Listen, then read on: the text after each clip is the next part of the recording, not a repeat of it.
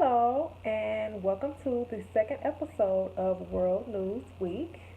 We have so much to cover today, so let's get started. First thing I like to talk about is Tamar Braxton. Uh, Unfortunately, Tamar will no longer be on the very popular talk show, The Real.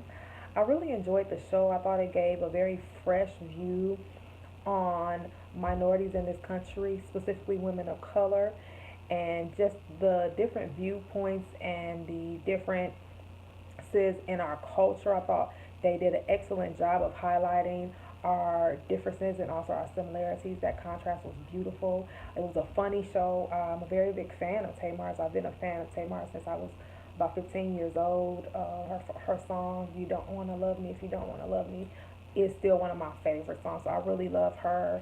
And I was sad to hear the news because I watched the show daily and I would always say, wow, it seems like they're getting along so well. And this show is just going to be awesome. I hope they don't have any, problems or troubles. And it was like the next thing I know, I heard the news. So we just want to send our support and love to Miss Tamar Braxton.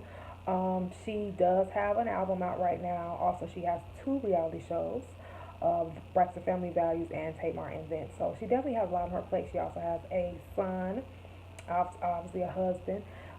So she did release a statement saying that someone has stabbed her in the back. And we're definitely sorry to hear that. I am a Tate Martian, I must admit. So I was definitely, feeling a way that had happened to her. She had a bad experience with that. But we just want to send love and support to her and her family. We know that there are only great things to come. So I would like to see what's going to happen in the new season with the talk show The Real, if they will replace her or just go on with the four girls. So stay tuned. As soon as I have more information, I will let you know about that. Now, next thing I want to talk about is the Beyonce Lemonade visual album. Now, this is Beyonce's second visual album. She's known to, be very innovative. She was the first person that I know of to have a visual album, and that was her first album, Beyonce. Now, the second album, Lemonade, it was very deep, very emotional. I felt like I was on an emotional roller coaster just as I was watching the video. It takes through the songs are talking about a woman, who was experiencing infidelity in her marriage, and how it hurt her and how she was able to get through it and get past it. It was something that really was like emotional, ups and downs, and how she forgave and decided to continue on in the marriage. Now, a lot of people, the Beehive, Beehiver, myself, speculated that this was actually true and actually was she was singing about her marriage. Now, no one knows, a marriage is a very hard thing. No one knows what did or did not happen in her marriage, but either way, I thought it was brave for her to be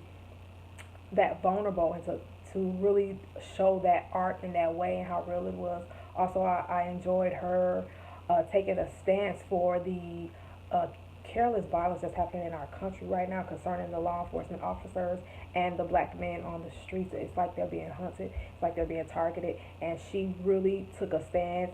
One of the songs called Formation, where she spoke out against police brutality. It was taken as if she was speaking out against police, but it was not against police. It was against police brutality. Police who are killing innocent, unarmed black men and boys in this country. And it just has to stop. That's just the bottom line. So I enjoyed the visual album. I thought it was really, really awesome. It was deep. It was some of her best work. I really, really love me some Beyonce. Now, last but not least, I want to talk about Chasing Destiny. Segueing on to Beyonce, Destiny's Child was one of the most amazing girl groups ever. Kelly Rowland, one of the members, have a show called Chasing Destiny on BET. I watch it every Tuesday. It's amazing. Their voices are like, so they go around the country and they find the girls to form the girl group. They haven't come up with a name yet, but they did this reprise or this variation of Hotline Bling. Please check that out. I'm gonna leave a little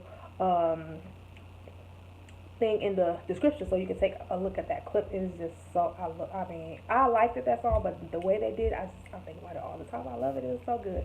So anyway, that's something that I definitely will keep you up to date on. Had a little controversy this week on there with one of the members, but they did keep her in the group, you know, despite of her flaws or her mistakes. So I thought that was awesome and so empowering to women to know that we can make mistakes, we can have a past, you know, that's not pretty. You know, we can have things in the closet, as they say, and it doesn't define us. It doesn't change people's perception on it. It doesn't all of a sudden make us not good or not good enough because of those decisions, whether they were good or bad, that we made in our past.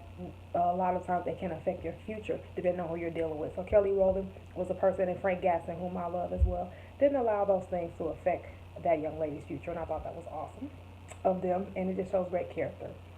So that's going to be all for today. Once again, like, subscribe, and share this video. Also, check out my blog, worldnewsweek.com.